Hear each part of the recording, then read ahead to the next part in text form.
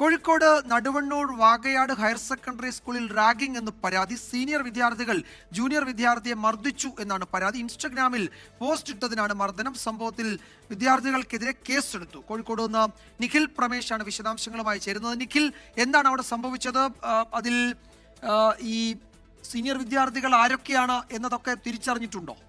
ഏതാണ്ട് ഒരാഴ്ച മുൻപാണ് +1 ക്ലാസ് തുടങ്ങിയത്. ക്ലാസ് തുടങ്ങിയിട്ട് ഏതാനും ദിവസങ്ങളെ ആയിട്ടുള്ളൂ. അപ്പോഴേക്കും കുട്ടികൾ തമ്മിൽ ഇങ്ങനെ തർക്കങ്ങളിലേക്ക് കാര്യങ്ങൾ പോവുകയാണ്. ഇതിപ്പോൾ നടുവണ്ണൂർ വാകയാട് ഹയർ സെക്കൻഡറി സ്കൂളിലാണ് ഒരു കൂട്ടം സീനിയർ വിദ്യാർത്ഥികൾ +1 ക്ലാസ്സിലെ ഒരു വിദ്യാർത്ഥിയെ ഇത്തരത്തിൽ ക്രൂരമായി മർദ്ദിക്കുന്ന സാഹചര്യം ഉണ്ടായത്. ഈ കുട്ടിക്ക് നല്ല പരിക്കുണ്ട് എന്നുള്ളതാണ് ആശുപത്രിയിൽ നിന്ന് ലഭ്യമാകുന്ന വിവരം.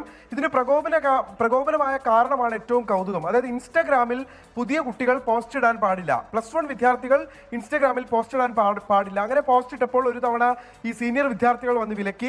ആ വിലക്ക് മറികടന്നും +1 വിദ്യാർത്ഥികൾ പോസ്റ്റ് ഇട്ടതോടുകൂടിയാണ് പ്രകോപനമായത്. ഇതേ തുടർന്ന് അതിക്രൂരമായ മർദ്ദനത്തിന് ഈ +1 സയൻസിലെ വിദ്യാർത്ഥിയെ ഇരയാക്കുകയായിരുന്നു.